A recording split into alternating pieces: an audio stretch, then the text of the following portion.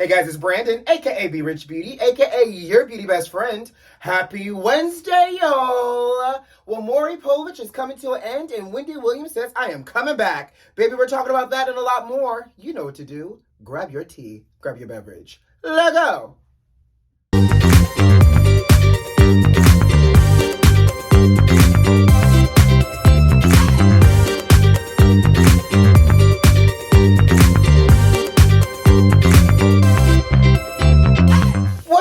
Beauty Bestie, how y'all doing out there, sugar? And a happy hump day to y'all. How's the week treating you? Y'all good over there? You know, I have to tell y'all this because I got dressed as I was getting dressed this morning to put clothes on.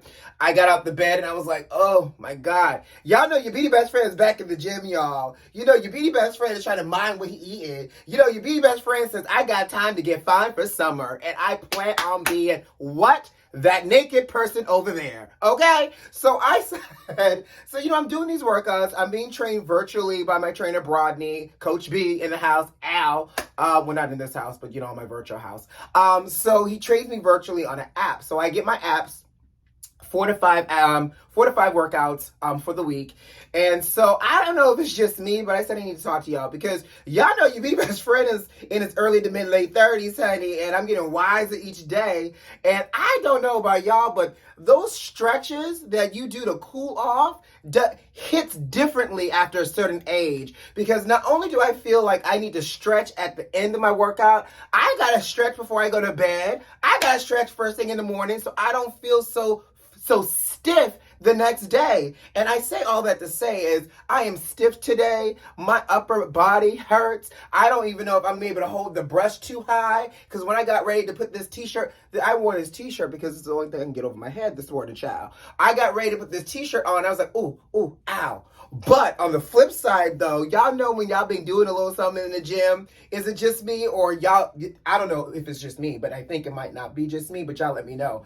I'm over here walking like my chest is all out. I'm over here like, oh yes, I can reach this from the top of the refrigerator. I said, come on, body, yaddy, yaddy. Y'all not gonna know what to do with me come summertime, okay? Because I'm letting y'all know right now, your beauty best friend is about to be finer this summer, okay? And I'm about to be, naked. So get ready. But y'all ready to jump into hot topics? Let's do it. So I don't know if y'all know, but Jamaica, the island, not the little girl from around the corner.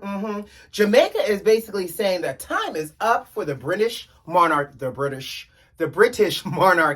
And basically, I don't know if you guys know, but William and Kate are doing their royal duties, as senior royal members, and they're in Jamaica. They actually got to Jamaica on March 22nd to begin an 8-day Caribbean visit and tour in the Caribbean. So basically, Jamaica is hosting William and Kate there, but the Prime Minister is saying that as soon as William and Kate leaves, that they will begin the process to remove Queen Elizabeth herself as head of state. And good for Jamaica. Now, I don't know if you guys remember, but Barbados also just recently removed the Queen as head of state as well, because for those that may not know, a lot of these Caribbean countries were, colonized by the British child, and all types of pilferage and exploitation that followed as well. So the Prime Minister is saying once William and Kate pack up their bags and head across back to the pond, they're beginning the process. Now, they're also saying that the British government also owes Jamaica a formal apology as well for basically colonialization, because they're saying that y'all need to apologize for the transatlantic slave trade. Y'all need to apologize for slavery. Y'all need to apologize for indentured servitude. Y'all need to pay us our reparations and make it right as we go ahead and press on without you. Now, what are your thoughts there? I'm a firm believer that I think all of these islands that have been under the colonial thumb of the British government for so long should be able to gain their own freedom. And in this case, listen, if the UK and the British government is offering up reparations to these Caribbean islands for whom they destroyed, why can't the US government do the same thing? Because quiet as it's kept, not even as quiet as it's kept, as loud as we know, y'all, we know that the US is built on the backs of blood, sweat, and tears of black people and slavery, okay? So if Jamaica is successful in getting the UK to want to apologize and offer offer up reparations? United States Congress, House of Representatives, can y'all take some notes from them, please, and pay us our money and our reparations? Okay, so good for Jamaica. What are you guys' thoughts here in terms of Jamaica pushing on to remove the Queen? Oh, and by the way, Jamaica also said that they would not be participating in the Queen's 70th Jubilee this year as well. So they said, honey, we're standing up for our rights, and we do not plan on participating in anything anymore celebrating this royal monarch, okay? I'm here for Jamaica. Now, just because y'all press on, I'm gonna need to make sure that things don't change. So like the next time I come to Jamaica, I need my rum punch to still be rum punching, okay? Let's move on. Well, after 30 years of what has been affectionately been known around the world as "you are not the father," take off running. Right, cameraman and all. Now, Maury Povich, I don't know if you guys have heard, but Maury Povich's show is being canceled after 30 years. My. First of all, I don't know how Maury had the stamina to last as long as he did, having to break these people's hearts that they did not know who the daddy was for their children, okay? But Maury served 30 years on primetime television. Maury is 83 years old. I want to know, what was the conversation for Maury to finally wake up at 83 and said, you know what, I'm done. I'm done not knowing who the father is. I'm done having to chase it. Well, Maury stopped chasing after the guests. It was the cameraman. And that was the other thing. To be a cameraman on that show, did you have to do a fitness test? Like, did y'all have to like run with like PT every morning to make sure y'all can keep up with these guests as they took off backstage and down the hall, the corridor of the studio? I don't know. But Maury, I will say this, Maury really brought an element of television for 30 years. And so production of new episodes will end at the end of this current season. But guess what? Maury had 30 years of television. That is 30 years worth of reruns. Child, our children will still be watching Maury. And so the legacy of Maury Povich and "You Are Not the Father" shall live on for generations to come. Now, what are your thoughts here? Y'all missing Maury Povich?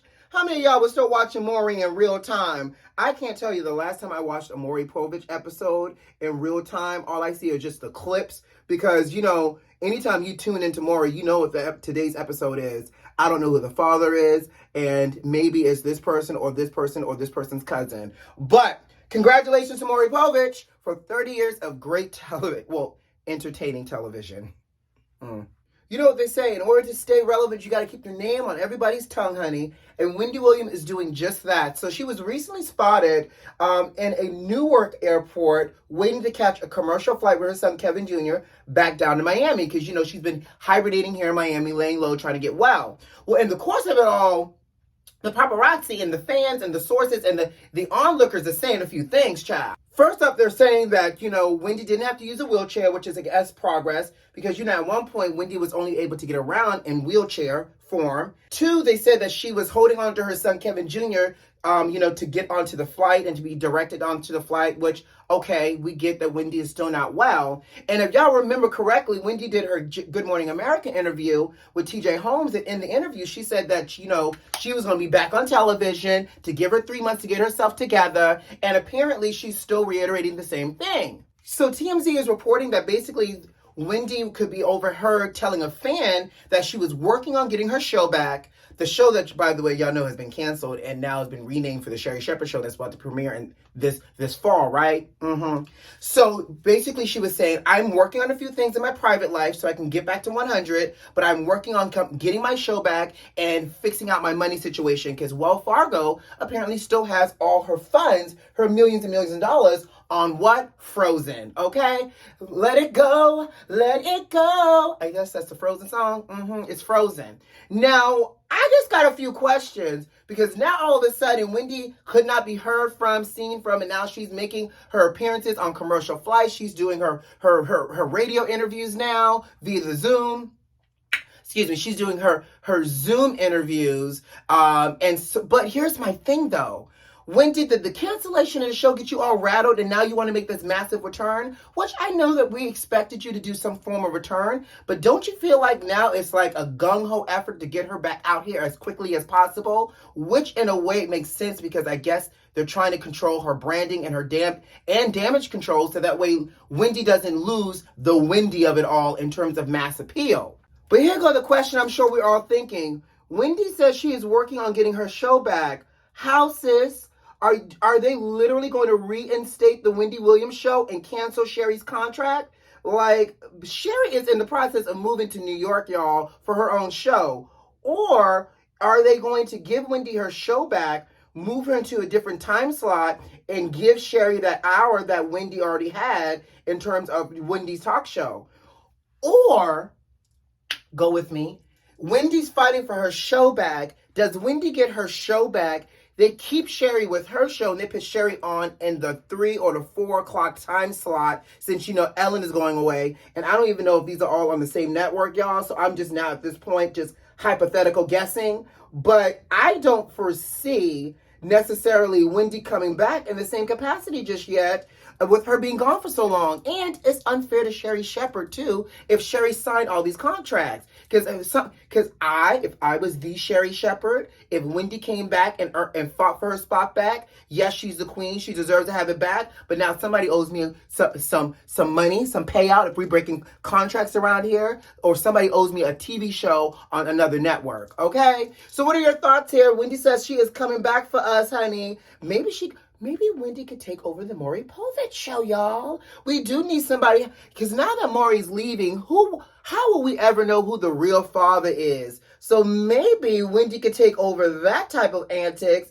and the world can be all restored. Now, here's my other last thought before we move on, is that, if Wendy does not return to television, I still stand 10 toes down that Wendy should just get a podcast. It's easy. It's simple. She could do it from her home. She could do it from Miami. She could do it from New Jersey. She could do it with her pajamas on. She could eat her caviar and her Doritos and be fine. What are your thoughts here? Podcast Wendy or TV Wendy? Which one do you prefer better? And just like that, HBO Max series, the reboot for Sex and the City, and just like that, has been renewed for season 2. Now, Beauty Besties, how many of you guys watched season 1, the first 10 episodes? Because it was off for a little slow start. It got mixed reviews. Hell, I even mixed reviewed it because it felt like they were harping on people being old. If Kristen Davis' face looked a little plastic surgery weird. But guess what? Season 2 is coming back, so we are in store for more geriatric storylines, sugar. I was having a texting conversation with one of my homeboys who is an avid fan of the original Sex and the City franchise, but has not watched past episode 2 of And Just Like That, because he's like, it's just geriatric storylines. And it may be just a little. However, it was starting to get good towards the end of the season. So I'm just hoping with season 2 coming and being renewed that we get a little bit of an increase in terms of energy. I'm still invested in Nicole Ari Parker's character. I need to see how it pans out for her. I need to know if Miranda is a whole-on lesbian. What is going on with Charlotte's, gender-neutral, non-binary child? And what is happening with Carrie? I need to know all these things because I'm now invested. Oh, and child, the Indian real estate / friend of, Carrie as well. I'm invested in all of these things, and now I need to know what's happening. So am I excited for this geriatric storyline and cast and crew to come back for season 2? Yes. What are your thoughts here? Did you watch the reboot? Are you excited for season 2 to be renewed? Serve me the fashion, serve me the storyline, and also, now that y'all are getting season 2 and y'all got people watching it, give us some more naked people. Like, give us what Sex and the City was giving us. I know y'all older now, but y'all ramp up the nudity and the good sex scenes. Like, make life after 50 exciting for some of us who's, under 50 and hoping to know what 50 is going to look and feel like aside of a Peloton death. But make it entertaining and titillating for us all. All right, let's move on. Well, the Oscars came a-knocking and Beyonce is answering the call. Do you guys watch the Oscars? The Oscars for me have been a hit or miss for the last couple of years because, it's always been Oscars so white. And it just gets disappointing to not see quality people of color, especially Black people that are getting nominated for some of these roles, not earn their flowers, child. But anyways, the Oscars said that they wanted Beyonce to perform, and apparently Beyonce and her crew have been in heavy talks, and it's now confirmed that Beyonce will be performing at the Oscars this Sunday. I got a little hair right there, excuse me, a little brush hair. Beyonce will be performing at the Oscars this Sunday, and she's going to perform her song Be Alive from the King Richard film, which I think this song is also nominated for an Oscar for Best Original Song or for a soundtrack or something like that. And Will Smith is also nominated as well for Oscars. So it'll be real cute and for the culture if Will Smith wins the Oscar for King Richard and Beyonce wins the song as well. I'm just trying to see Mama B perform because we have not seen Mama B perform on a good old stage in a while, okay? And because it's the Oscars, we know we're going to get some long, flowy gown, honey. And it's just going to be some passionate Beyonce song. But I'll take a Beyonce performance over not getting a Beyonce performance, which also means that they're going to put Beyonce at the end of the Oscars and make all of us sit over there and sit through those 3 hours of boring shenanigans, child, before we get to the good stuff. Now, for those that may not know, the Oscars are being hosted this year by 3 women: Regina Hall, Amy Schumer, and Wanda Sykes. 3 diverse women from different backgrounds, so it should be entertaining. I'm here for the women hosting the Oscars this year. Make it entertaining for us, y'all, and keep it cute.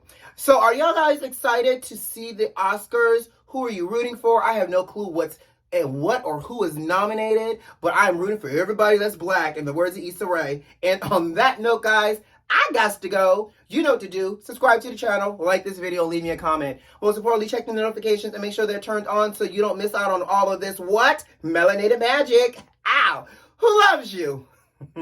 I do. I'll see you Friday. Bye, guys.